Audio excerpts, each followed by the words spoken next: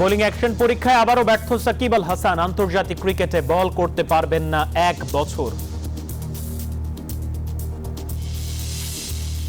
ট্রাম্পের প্রার্থনায় আমন্ত্রণ পেলেন তারেক রহমান। অতিথির তালিকায় বিএনপির আরো 2 নেতা। 5 ও 6 ফেব্রুয়ারির অপেক্ষায় ওয়াশিংটন ডিসি।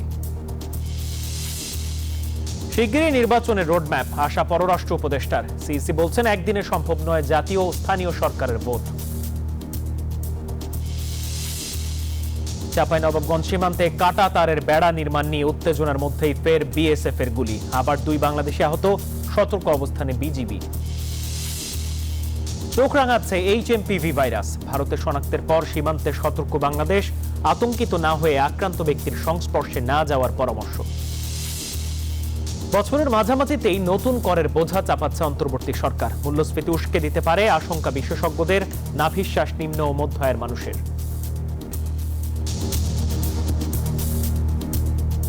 ওষুধ তো নিত্য প্রয়োজনীয় মৌলিক অধিকার মানুষের। তো এই মৌলিক অধিকারের দাম যদি বেড়ে যায় তো এই মৌলিক অধিকার পূরণ করবে কিভাবে? দেখা যায় 1000 টাকা ইনকাম করি আমাদের টাকা থাকে না। আমরা জনগণ পরে মাঝখান পরে মরতে আছে আর কি করবো। এবং লস অ্যাঞ্জেলেসের দাবানল যুদ্ধ পরিস্থিতির মতো মন্তব্য প্রেসিডেন্ট বাইডেনের। প্রাণহানি বেড়ে 11 জন, $150 বিলিয়ন বেশি সম্পদের ক্ষয়ক্ষতি।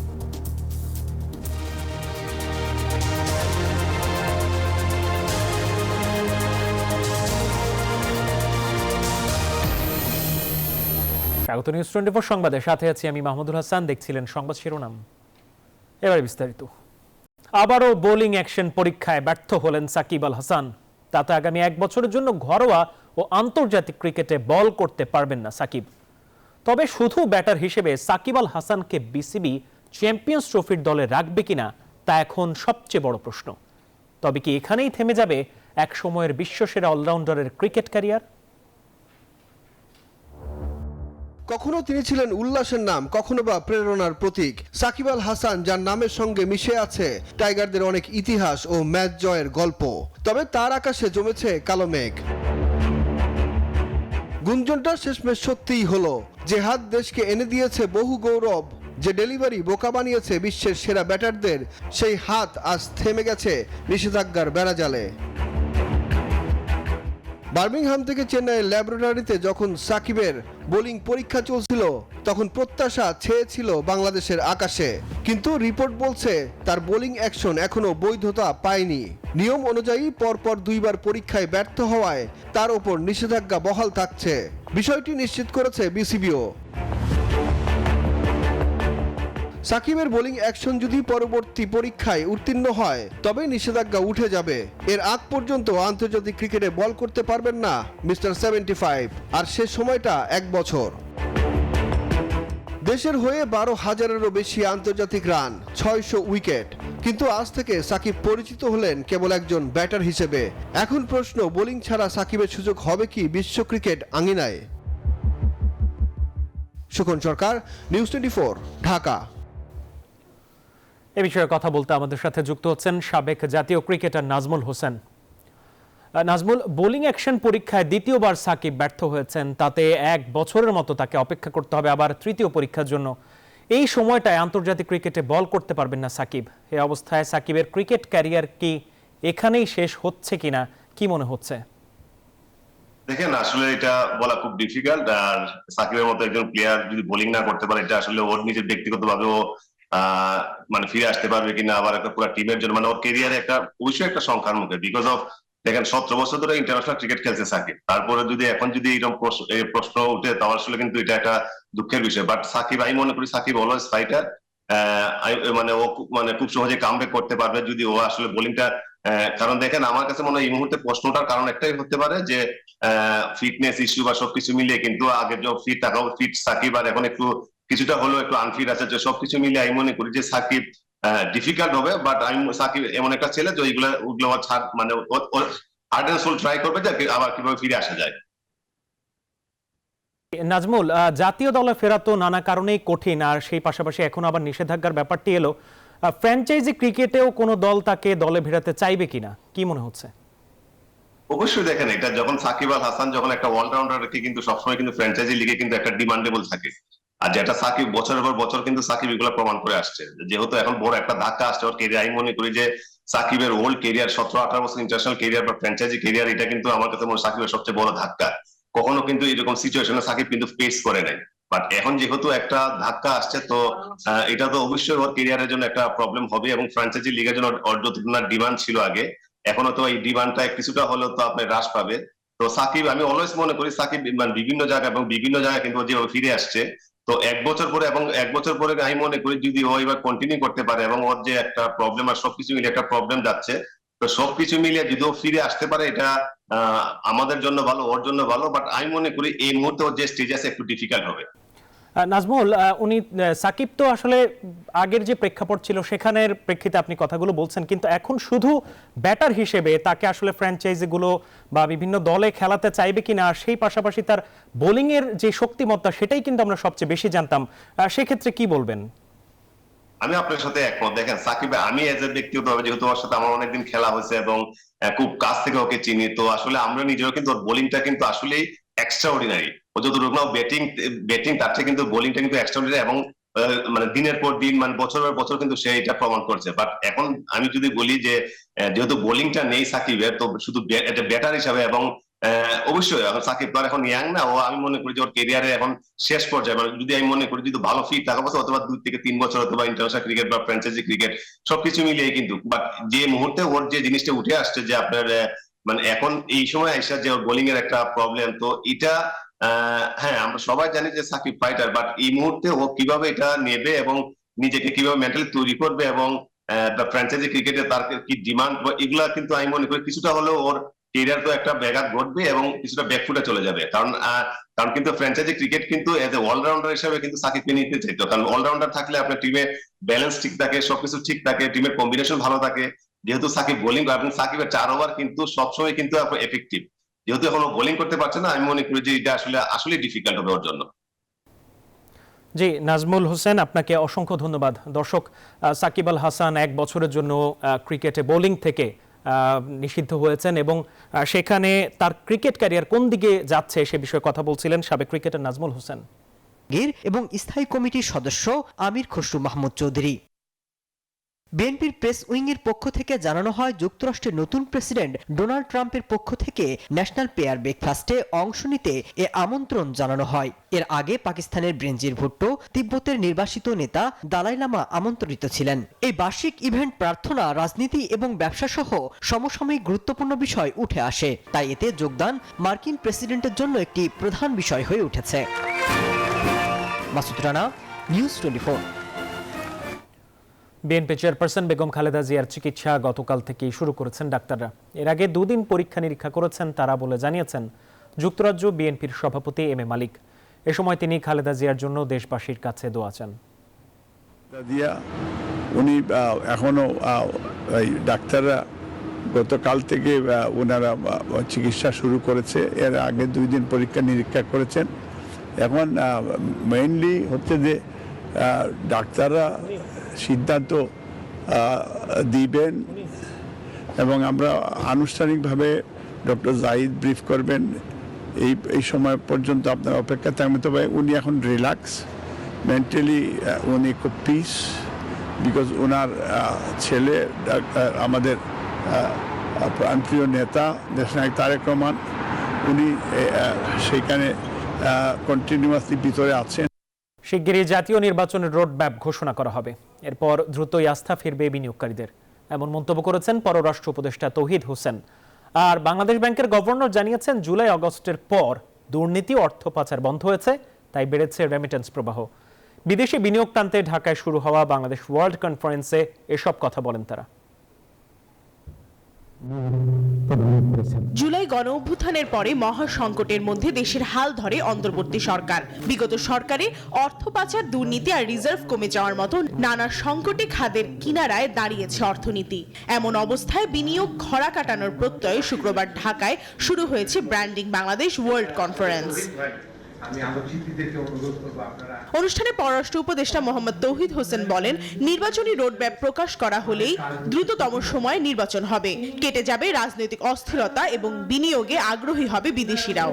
আমাদের লক্ষ্য তো একটা যে নির্বাচনের মাধ্যমে একটি নির্বাচিত সরকারের কাছে ক্ষমতা হস্তান্তর করা যথাশীঘ্র সম্ভব, আমরা সেটা জানি এবং সেই লক্ষ্যেই এই সরকার কাজ করছে। একটা রোডম্যাপ এসে গেলে আমি জানি যে অনেকেই নিরাপদ বোধ করবেন এবং ইনভেস্টমেন্ট আসবে। প্রবাসীদের দেশীয় রাজনৈতিক দলাদলিতে লিপ্ত না থেকে বিদেশি স্থানীয় রাজনীতিতে জড়িত হবার আহ্বান জানান পররাষ্ট্র উপদেষ্টা। বাংলাদেশের বিরুদ্ধে ভারতীয় মিডিয়ার প্রোপাগান্ডা রুখে দিতে প্রবাসীদের প্রতি আহ্বান জানান তিনি।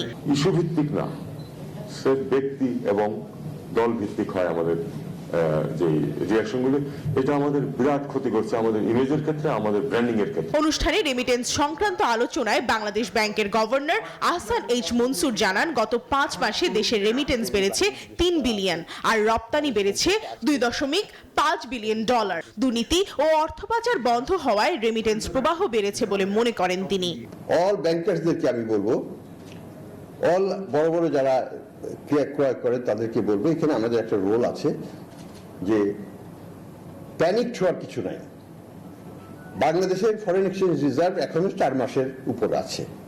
এমনকি পাচার হওয়া অর্থ ফিরিয়ে আনতে প্রবাসীদের সহযোগিতার পাশাপাশি বিদেশি আইনজীবী নিয়োগ দেবার কথাও জানান গভর্নর।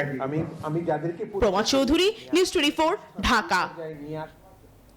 সংসদ নির্বাচনের জন্য জোরে সোরে প্রস্তুতি নিচ্ছে ইসি, এ কথা জানিয়েছেন প্রধান নির্বাচন কমিশনার AMM নাসির উদ্দিন। বলছেন সেই ভোটে আওয়ামী লীগ অংশ নিতে পারবে কিনা তা সময় বলে দিবে।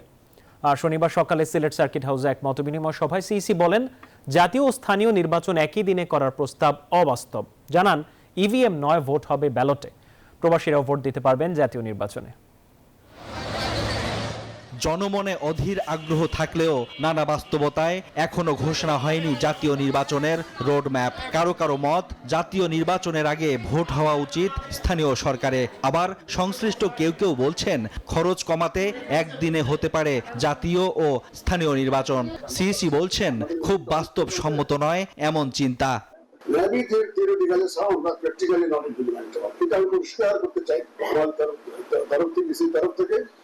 একদিনের নির্বাচনের যে ধারণা, যে পরামর্শ আসছে, এটা বাস্তবায়নযোগ্য নয়, ইসির কাছে গ্রহণযোগ্য নয়, এটা পরিষ্কার। নিবন্ধিত সব দলকে নিয়েই ভোট করতে চায় ইসি। তবে আওয়ামী লীগের বিরুদ্ধে জুলাই বিপ্লবে গণহত্যা চালানোর অভিযোগে আওয়ামী লীগের নিবন্ধন থাকবে কিনা, কিংবা শেষ পর্যন্ত দলটি ভোটে অংশ নিতে পারবে কিনা, এমন প্রশ্নের জবাবও দেন প্রধান নির্বাচন কমিশনার।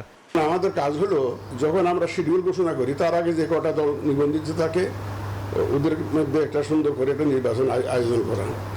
সময় আসুক, দেখবেন কারা কারা নিবন্ধিত অবস্থায় থাকে, যারা যারা থাকবে তাদের নিয়ে নির্বাচন করবো। আমরা অপেক্ষা করুন, আমরা অপেক্ষা করি।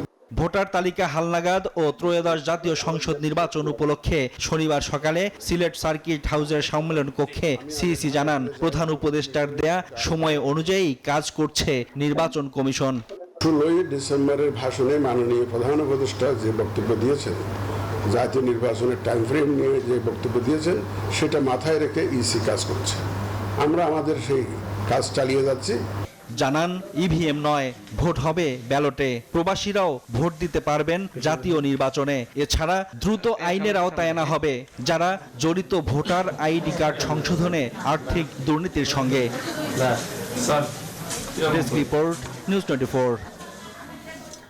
ফ্যাসিবাদ পতনের এক দফা দাবি সফল হয়েছে, কিন্তু গণতন্ত্র পুনঃপ্রতিষ্ঠা ও ফ্যাসিবাদ পুনরুত্থান রুখতে আন্দোলনে সামিল হওয়ার আহ্বান জানিয়েছে বিএনপি ও 12 দলীয় জোটের নেতারা। শনিবার সন্ধ্যায় বিএনপি চেয়ারপারসনের গুলশান কার্যালয়ে 12 দলীয় জোটের শীর্ষ নেতাদের সাথে বৈঠক শেষে এসব কথা বলেন তারা। 5 আগস্টের বিজয় বিভিন্নভাবে হারিয়ে যাচ্ছে, ঐক্যে চির ধরেছে উল্লেখ করে এর সমাধানের পথ বের করতে হবে বলেও জানান তারা। জুলাই আগস্টের মতো একত্রে থেকে এসব সমস্যা সমাধানের চেষ্টা করা হবে বলে জানান 12 দলের প্রধানরা।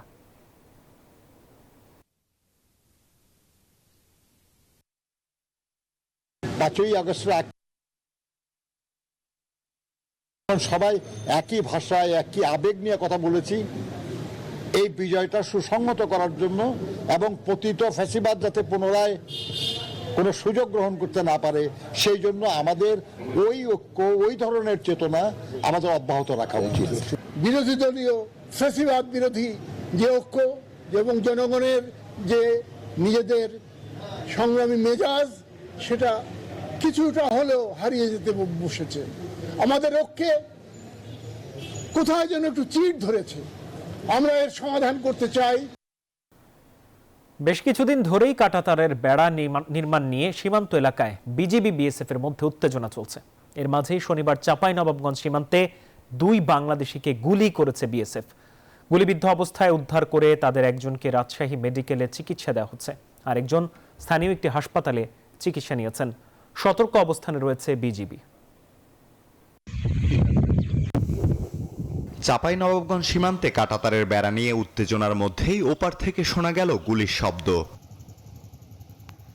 জেলার শিবগঞ্জ উপজেলার চাকপাড়া সীমান্তের বাগিচাপাড়া এলাকায় ভারতীয় সীমান্তরক্ষী বাহিনী বিএসএফ এর বিরুদ্ধে 8 থেকে 9 রাউন্ড গুলি ছোড়ার অভিযোগ উঠেছে। এতে মোহাম্মদ শহীদুল ইসলাম ও মিজানুর রহমান নামে 2 যুবক আহত হয়েছেন। তাদের মধ্যে শহীদুল রাজশাহী মেডিকেল কলেজ হাসপাতালে চিকিৎসাধীন রয়েছেন এবং মিজানুর স্থানীয় একটি হাসপাতালে চিকিৎসা নিয়েছেন। শহীদুল পেটে ও মিজানুর হাতে গুলিবিদ্ধ হয়েছেন। স্বজনরা জানান কয়েকজন মিলে সীমান্তের কাছে মাটি কাটতে যান শহীদুল। তাদের লক্ষ্য করে গুলি চালায় বিএসএফ এর সদস্যরা। গুলিবিদ্ধ হন শহীদুল। শহীদুল এখন নিবিড় পর্যবেক্ষণে চিকিৎসাধীন। মাটি কাটতে গেছিল, মাটি কাটতে গিয়ে বিএসএফ তাড়াতাড়ি গুলি করছে। এই তো আমি লিখছি আর আমার এই লিখছে আর আমি এখান থেকে আসছি। আমরা প্রাথমিকভাবে দেখেছি তার বুকের ডান পাশে উপরের দিকে একটি গুলিবিদ্ধ রয়েছে এবং বর্তমানে তার অস্ত্রোপচার হচ্ছে। এখন পর্যন্ত রোগীটি স্থিতিশীল রয়েছে। গুলি করার ঘটনা নিশ্চিত করেছে বিজিবি।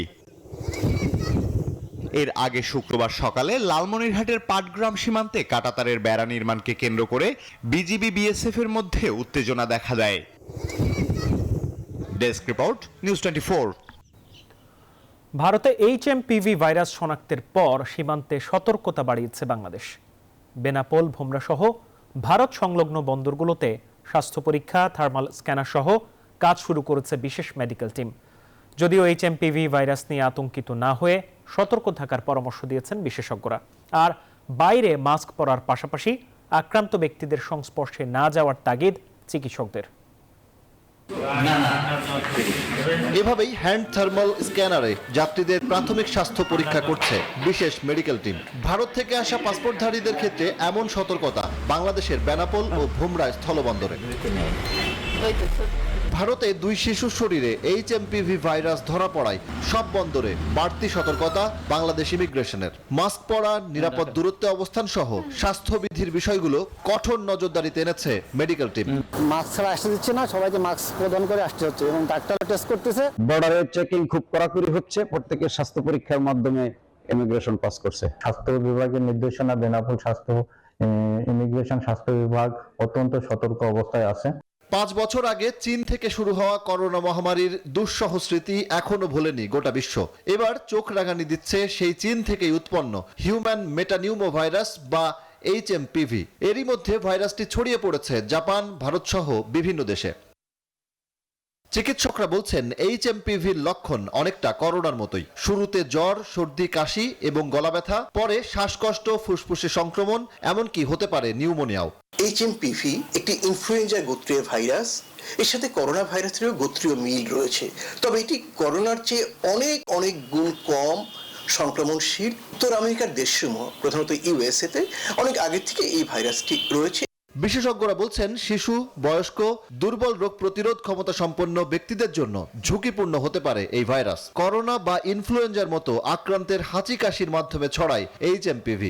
আমাদের দেশের জন্য এই ভাইরাসটি নতুন কোনো কিছু না। এই ভাইরাসের সাথে আমরা অভ্যস্ত। এই ভাইরাসটিতে ভয়ের কিছু নেই। তবে কারো যদি জ্বর, সর্দি, কাশি হয়, সে ঘরে বসে না থাকে, নিকটস্থ চিকিৎসকের পরামর্শ নেবে। বিশ্ব স্বাস্থ্য সংস্থা কিংবা মার্কিন যুক্তরাষ্ট্রের center for disease control and prevention, যারা আন্তর্জাতিকভাবে বিভিন্ন রোগের উপর নজরদারি করে, তারাও কিন্তু এ বিষয়ে কোনো বিশেষ কোনো উদ্বেগ ঘোষণা করেনি। বা যে সমস্ত দেশে এটা ছড়িয়েছে সেখানকার স্বাস্থ্য কর্তৃপক্ষ কিন্তু বলেনি এটা কোনো নতুন কোনো উদ্বেগের বিষয়। বিশেষজ্ঞরা বলছেন HMPV থেকে সুরক্ষা পেতে করোনার মতোই সংক্রমিত ব্যক্তির সংস্পর্শ এড়িয়ে চলতে হবে। ঘন ঘন সাবান দিয়ে হাত পরিষ্কার করা সহ মাস্ক পরার পরামর্শও বিশেষজ্ঞদের। তারা জানান কোভিডের টিকা HMPVর সুরক্ষা দেবে না, নিতে হবে ইনফ্লুয়েঞ্জার টিকা। সজল দাস, নিউজ 24, ঢাকা। দেশের মানুষের কাঁধে নতুন করে বাড়ল করের বোঝা।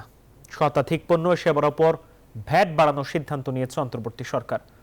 উচ্চ মূল্যস্ফীতির চাপে থাকা সাধারণ মানুষ বলছেন, এভাবে করের বোঝা চাপালে জীবন ধারণ আরও কঠিন হয়ে পড়বে। আর ব্যবসায়ীদের অভিযোগ, আওতা না বাড়িয়ে বিদ্যমান করদাতাদের কাঁধে চাপ তৈরি করা হচ্ছে। অর্থনীতি বিশ্লেষকরা বলছেন, নতুন করে বাড়তি শুল্ক কর যুক্ত হলে আরও বাড়তে পারে মূল্যস্ফীতি। রিয়াদ সুমনের প্রতিবেদনে বিস্তারিত। অনেকদিন ধরেই উচ্চ মূল্যস্ফীতির কষাঘাতে জর্জরিত মানুষ। নিত্যপণ্যের দামের দাপটে বছর জুড়ে গড় মূল্যস্ফীতি ছিল 2 অঙ্কের ঘরে। নিম্ন ও নিম্ন মধ্যবিত্ত মানুষের সংসারের খরচ লাফিয়ে লাফিয়ে বাড়লেও বাড়েনি আয় রোজগার। দুর্বিষহ হয়ে উঠেছে খেটে খাওয়া মানুষের জীবনযাত্রা। এমন বাস্তবতায় আন্তর্জাতিক মুদ্রা তহবিল IMF-এর লক্ষ্যমাত্রা পূরণে মানুষের কাঁধে নতুন করে ভ্যাটের চাপ বাড়ানোর সিদ্ধান্ত নিয়েছে অন্তর্বর্তী সরকার। রেস্তোরাঁ, ওষুধ, কোমল পানীয়, সাবান, ডিটারজেন্ট, বিস্কুট, ফল, জুস, পোশাক, গৃহস্থালী সহ শতাধিক পণ্যে শুল্ক বাড়ানো হয়েছে। এছাড়া টেলিফোন, ইন্টারনেট ও এলপি গ্যাসের মতো দৈনন্দিন জরুরি সেবা ও উপকরণেও শুল্ক কর বাড়ানোর সিদ্ধান্ত নিয়েছে সরকার। ফলে কষ্টে থাকা নিম্ন আয়ের মানুষ কেবল নয়, সব শ্রেণীর ভোক্তারাই পড়বেন উচ্চ মূল্যস্ফীতির জাতাকলে। ওষুধের দাম যদি বেড়ে যায়, ওষুধ তো নিত্য প্রয়োজনীয় মৌলিক অধিকার মানুষের, তো এই মৌলিক অধিকারের দাম যদি বেড়ে যায়, তো ওই মৌলিক অধিকার পূরণ করবে কিভাবে? চালের বাজার বাড়তি, তারপরে আটার বাজার বাড়তি, তেলের বাজার বাড়তি, সাবানের বাজার বাড়তি, সবই তো বাড়তি। দেখা যায় 1000 টাকা ইনকাম করিও আমাদের টাকা থাকে না। সরকার বাড়াইতেছে, সরকার কমাইতেছে, আমগো তো কিছু করার নাই। আমরা জনগণ পরে মাঝখানে জিবে পরে মরতে আছে, আর কি করবো? সারা দেশে ছড়িয়ে ছিটিয়ে থাকা বিভিন্ন খাতে এমন অনেক ব্যবসায়ী আছেন যারা ভ্যাট দিচ্ছেন না। কর হার কমিয়ে এসব ব্যবসায়ীদের ভ্যাটের আওতায় আনা গেলে সরকারের রাজস্ব আরও বাড়বে বলে মনে করেন ব্যবসায়ীরা। মূল্যস্ফীতি কমাইতে গিয়ে যদি আমরা সংকুচিত মুদ্রানীতি ফলো করি এবং আমরা যদি ট্যাক্স এবং ভ্যাট বাড়াই, তাহলে সেখানে তো আর কোনো বিনিয়োগ হবে না, সেখানে কর্মসংস্থান হবে না, তাহলে মানুষের জীবন মান তো আরো অবনতির দিকে যাবে। কোনো না কোনো ভাবে ওনারা যদি শুধু IMF কে ফলো করে, তাহলে কিন্তু মানুষের জনগণের জীবনে আরো দুর্ভোগ নেমে আসবে। এখানে ভ্যাটের পরে যদি দেখে যে ইম্পোর্টের জিনিসের দাম কম হবে আর লোকালি প্রডিউসড জিনিস অলমোস্ট সমপরিমাণ হয়ে যাবে, তখন কিন্তু যেটা হবে যে আমরা বাইরেরটাই কিনবো। আর এটা কিনতে গেলে তখন যেটা হবে যে ডলারের যে মজুদ অথবা যে রিজার্ভ বিল্ড আপের ক্ষেত্রে এখানে একটা প্রবলেম আসবে। নতুন শুল্ক কর আরোপের ফলে মানুষের অস্বস্তি আরও কয়েক গুণ বাড়বে বলে মনে করেন অর্থনীতিবিদরা। স্থানীয় যে শিল্প, এগুলো কিন্তু এখন গড়ে উঠছে। ইলেকট্রনিক শিল্পটা কিন্তু এখনো ম্যাচিউরড হয়নি। এসব শিল্পে আমাদের প্রণোদনা, তারা যাতে এনকারেজড হয়, সেটা আমাদের কিন্তু দেখতে হবে। দেশে সুদ হার বাড়িয়ে মূল্যস্ফীতি নিয়ন্ত্রণ সম্ভব নয়। একই সাথে সমন্বিতভাবে রাজস্ব নীতি ও বাজার ব্যবস্থাপনায় জোর দেওয়ার পরামর্শ দিয়েছেন বিশ্লেষকরা। রিয়াদ সুমন, নিউজ 24, ঢাকা। সাংবাদিকতা হতে হবে পুরো সত্য, আংশিক নয়। সাদাকে সাদা আর কালোকে কালো বলতে হবে। শনিবার রংপুর সাংবাদিক ইউনিয়ন RPUJ আয়োজিত সমাবেশে এসব কথা বলেন BFUJ মহাসচিব কাদের গনি চৌধুরী। তিনি বলেন, সব ভয়ভীতি ও লোভ লালসার ঊর্ধ্বে উঠে জাতির সামনে সত্য তুলে ধরতে হবে। যারা এই চ্যালেঞ্জ মোকাবিলার সাহস রাখেন না, তাদের জন্য অন্তত সাংবাদিকতা নয়। রংপুর ছাড়াও দিনাজপুর, কুড়িগ্রাম, লালমনিরহাট, গাইবান্ধা, পঞ্চগড়, সৈয়দপুর ও বগুড়ার সাংবাদিকরা এই সমাবেশে যোগ দেন।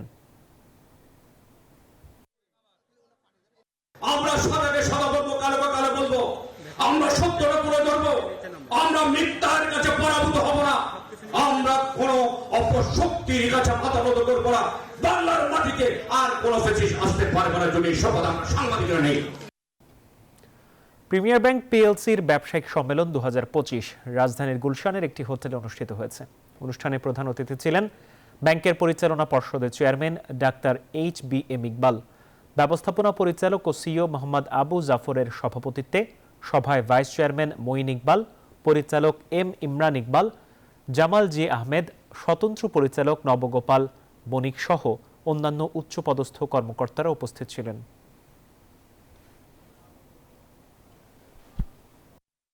মার্কেন্টাইল ব্যাংকের বার্ষিক ব্যবসায়িক সম্মেলন 2025 শনিবার রাজধানীর একটি হোটেলে অনুষ্ঠিত হয়েছে।